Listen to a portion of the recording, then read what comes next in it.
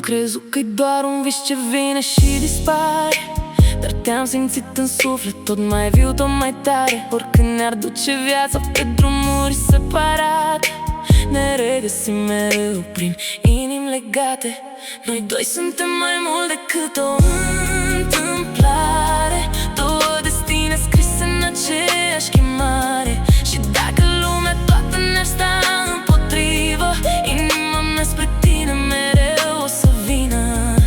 Doamne, ai grijă de el, că în el eu respir. Fără el parcă viața n-are niciun sens, niciun fir. Și dacă doare pe el, mă rupe și pe mine. Suntem două jumătăți dintr-un întreg ce ține. Aș lua orice rană, orice dor, orice foc. Aș înfrunta și lumea doar să fie lui loc. Chiar de-ar fi să mă doară, chiar de-ar fi să cad, pentru el ridic sufletul din orice iad.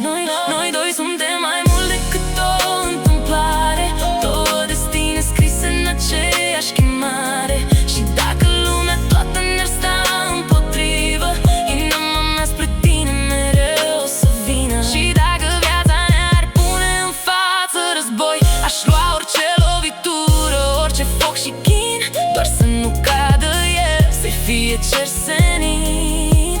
Și dacă viața ar trage spre noi cu plumbul ei, m-aș pune în fața lui, să nu-l atingă pe el.